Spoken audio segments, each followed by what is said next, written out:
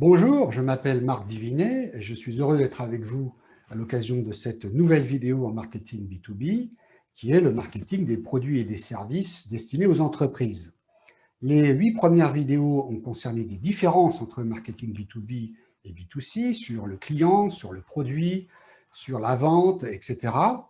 La 10e et la 9e ont concerné la modélisation des filières et des processus d'achat et les techniques d'études pour réaliser l'analyse de ces marchés et de ces clients.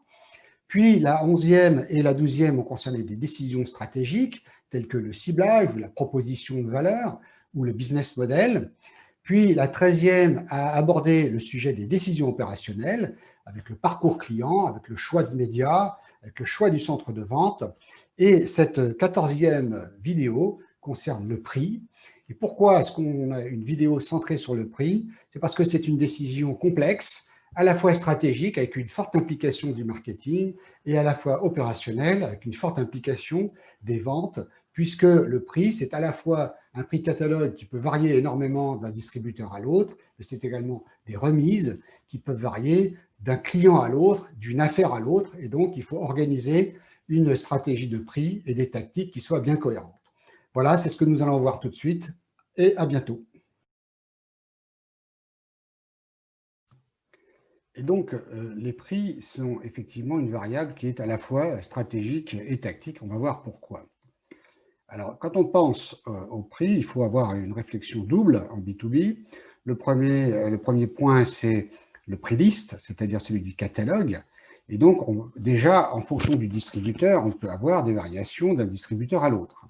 On peut avoir un distributeur qui a des prix listes élevés et qui peut faire des remises fortes, et un autre qui peut avoir un prix liste qui est modéré et qui va faire très peu de remises. Donc, on voit déjà des différences entre les distributeurs. Ensuite, par le mode de vente, on peut avoir également un prix qui va varier suivant qu'on vend par téléphone, on vend par Internet ou on vend en face à face. Et puis, très souvent, on a des services qui sont très variables, qui sont locaux, qui sont produits par le fournisseur.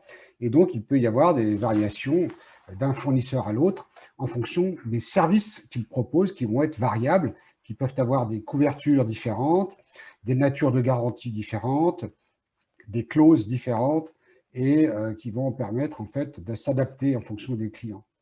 Donc, on voit le prix catalogue est déjà lui-même une variable qui change beaucoup suivant les configurations où on se trouve. Mais vient s'ajouter un deuxième niveau qui est celui de la remise qui est proposée. Et cette remise, elle peut être due à des objectifs du distributeur qui veut par exemple avoir une ambition de conquête de beaucoup de clients et donc il va offrir des remises assez larges pour avoir beaucoup de chiffre d'affaires. Mais ça peut varier également suivant le client. Si c'est un client très ancien à qui on a l'habitude de vendre beaucoup de chiffre d'affaires tous les ans, on va lui faire une remise supérieure et ça peut varier évidemment en fonction de l'affaire, parce que ça peut être une affaire particulière dans laquelle en fait, on veut effectivement conquérir le client et dans des situations où il y a, par exemple, le montant de l'affaire qui est important, ou bien il y a une affaire qui va être suivie d'une autre affaire plus tard, très certainement, et on va faire un effort qui n'est pas le même en fonction des situations qu'on rencontre. Donc, on voit une très, très grande variété dans les prix, avec une intervention du marketing qui est au niveau du prix catalogue, hein, qui peut être du marketing du distributeur ou du fabricant. Et on a une intervention qui est essentiellement par les ventes au niveau de la remise, mais avec une certaine, suivant les entreprises, une activité où on a borné en fait la remise maximum parce qu'on apporte à l'équipe des ventes des éléments d'information sur la rentabilité des affaires. Donc la collaboration marketing et vente est importante à ce niveau-là parce que chaque fois qu'on a une affaire qui est sensible, qui est importante, qui est intéressante, on peut faire appel au marketing pour faire des calculs de rentabilité et borner la remise jusqu'à un certain niveau. Alors, comment on fixe les prix? Eh bien, on a beaucoup de méthodes différentes et on va voir qu'il n'y a pas une méthode qui est systématique. Il y a en fait des fixations qui sont prises en fonction de certaines situations de compromis en pratique. Donc, le premier point, c'est la fixation dans la gamme. Alors, pourquoi c'est important? C'est parce qu'il y a un risque de cannibalisation. lorsque je fixe un prix catalogue d'un produit, si ce produit est plus performant qu'un produit qui est plus cher, eh bien, je vais le tuer. Et donc, si par contre, je veux conserver cet autre produit, je vais être obligé d'avoir un produit, un prix qui va être au-dessus de celui qui existe déjà dans la gamme. Donc, on a déjà une contrainte qui est très importante de cohérence de gamme. Et donc, la gamme elle-même m'indique comment je devrais fixer le prix. Sans que je regarde rien d'autre, rien qu'en regardant le catalogue, j'ai déjà une forte contrainte si je ne veux pas trop cannibaliser d'autres produits. Si par contre, je veux remplacer un produit, là, par contre, j'ai la liberté de le mettre à ce prix-là avec un produit qui soit plus performant. Le deuxième point, c'est par les coûts et avec la marge que je cherche à faire. Et donc là, il peut y avoir des entreprises qui disent systématiquement, j'ai tel coût, je veux au moins 30% de marge et voilà à quel prix je me fixe. Alors c'est assez facile, c'est assez simple, c'est peut-être la méthode la plus rapide, mais en fait c'est quand même assez rigide et ça ignore un peu ce qui se passe sur le marché. Donc c'est un point très important, mais on ne peut pas se limiter à celui-là. La concurrence est également une troisième méthode. Je vais regarder ce que fait la concurrence, quels sont leurs prix listes, et je vais étudier comment je dois pouvoir me placer. Mais ça ne va pas forcément me donner des informations sur les remises que je peux faire. Et donc, pour avoir une bonne présence, une bonne connaissance en fait de la concurrence, il faut qu'à la fois j'ai son prix catalogue et en même temps que la force de vente me remonte des affaires gagnées et perdues où elle connaissait le prix de la concurrence remisé. Et donc, c'est un travail que le marketing doit faire. C'est une animation de la force de vente pour avoir ce retour d'information du terrain qui permet de connaître, en fait, dans telle situation, dans tel type d'affaires, chez tel distributeur, il y a eu telle remise qui a été faite pour tel produit. Et ça, c'est un agrégat qui est permanent, qui permet d'avoir une connaissance de terrain fine pour pouvoir ensuite conseiller des remises quand on veut battre la concurrence. Mais on voit tout de suite que c'est surtout la remise qui va permettre en fait de se distinguer par rapport à la concurrence, beaucoup plus que le prix catalogue. Ensuite, on a l'étude de marché qui permet d'avoir quelle est la perception du produit. Et donc, le client a dit, ben moi, ce prix-là, ça me convient pour tel produit, je serais intéressé, vendu par tel fournisseur. Et là, il faut faire attention parce qu'effectivement, si c'est vendu par tel fournisseur ou par tel autre, la perception du client est différente. Il y a un bonus lorsqu'il a déjà une excellente image, et par contre, il peut avoir un malus sur le prix lorsqu'il ne connaît pas le fournisseur, et c'est un produit qui est très sensible pour lui, il ne veut pas partir à l'aventure, il ne veut pas, certainement pas, si c'est un fournisseur qu'il ne connaît pas, acheter à un prix au même niveau qu'avec un fournisseur qu'il connaît bien, dans lequel il a confiance. Ensuite, vous avez une autre méthode qui est faisable dans certaines situations où on fait gagner de l'argent au client. C'est-à-dire que le client a un retour sur investissement. On lui vend un produit qui lui fait faire des économies, et donc au bout d'un an, au bout de 2 ans, au bout de 3 ans, on sait que en fait, l'affaire va être rentable pour lui. Et donc, en général, dès qu'on dépasse 2 ans, le client est moins intéressé, mais quand on est en dessous d'un an, eh bien, on a déjà une façon de calculer en disant à tel prix, le retour sur l'investissement du client se fera au bout de 2 ans, donc c'est intéressant pour les clients en général. Ensuite, vous avez d'autres façons de fixer des prix.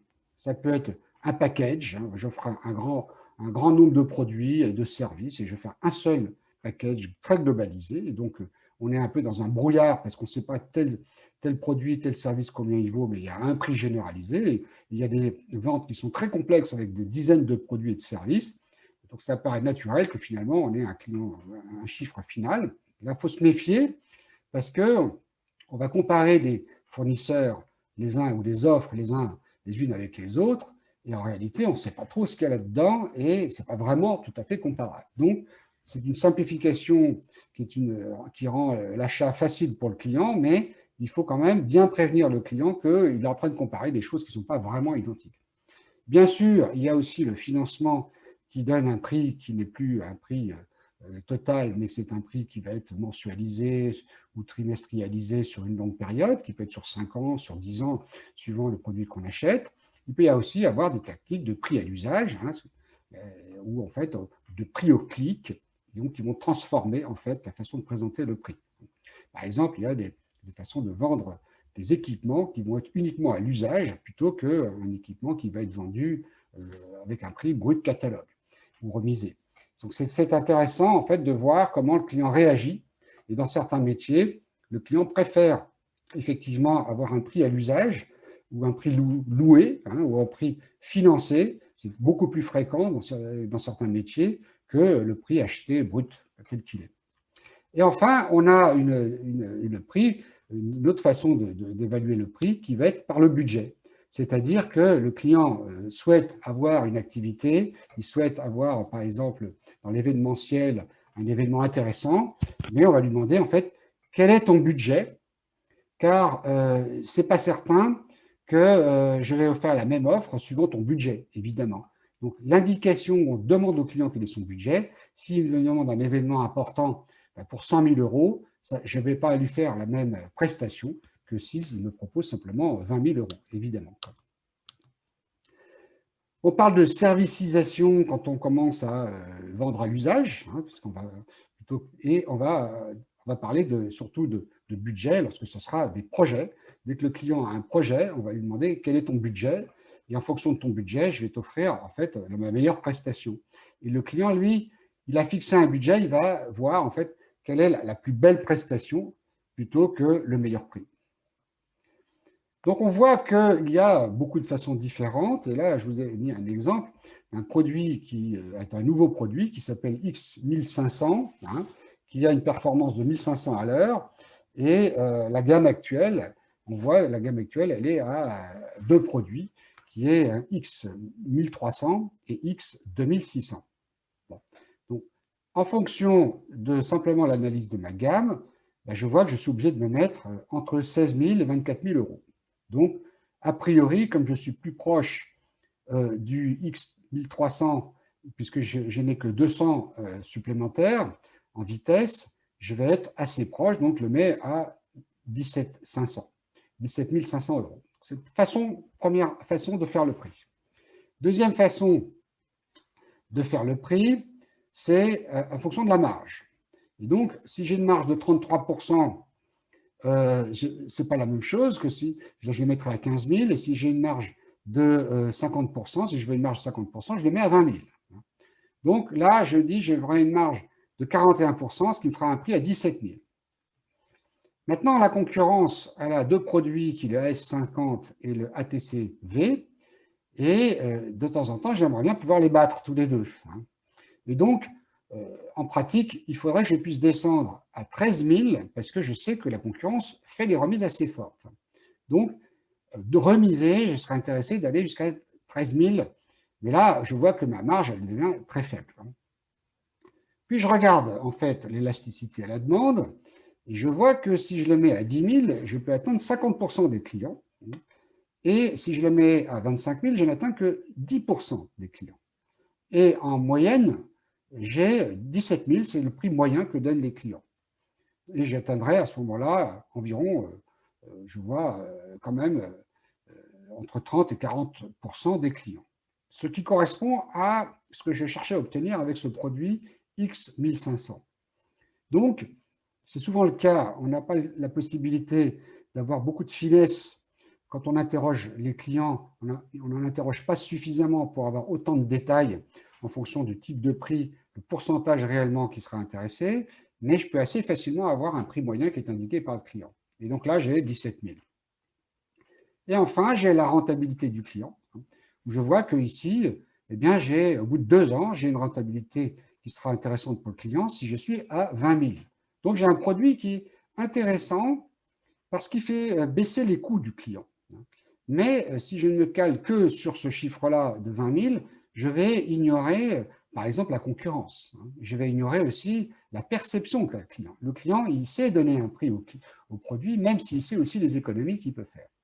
Et donc là, en fait, on a une moyenne qui me permet de penser que je vais peut-être me mettre à 17 500, mais je vais pouvoir me battre, si je le mets à 14 000, je vais pouvoir me battre dans une assez raisonnable cas, dans un nombre de cas assez raisonnable par rapport à la concurrence. Donc on voit que le prix, en fait, c'est un compromis. Si c'est en fait le directeur financier qui a plus de poids dans l'entreprise, la marge va être plus importante. Si c'est le directeur commercial qui a plus de poids, eh bien, ça va être la remise contre la concurrence qui va être plus importante, etc. Donc, bien regarder en fait quels sont les compromis, quelles sont en fait les priorités qu'on veut se donner entre le chiffre d'affaires ou la marge, ou également le maintien de certains produits dans la gamme. En conclusion, on voit que la tactique de prix est un compromis qui est multiple. Il y a une stratégie d'origine avec un catalogue, mais on voit que déjà il varie en fonction des distributeurs et des situations locales. Et ensuite, il y a des tactiques de remise qui vont varier beaucoup en fonction des situations dans lesquelles on se trouve. Et donc, comme activité, ce que je vous propose, c'est de comparer des catalogues de prix de deux entreprises de marketing qui sont en B2B, et en étudiant les variations qui existent pour des prix, pour des produits ou des services qui sont identiques, quels sont en fait les compromis qui ont été faits par l'une ou par l'autre des deux entreprises. Et notamment, quand on compare bien, d'une part, la tactique au niveau des services et d'autre part, au niveau des produits.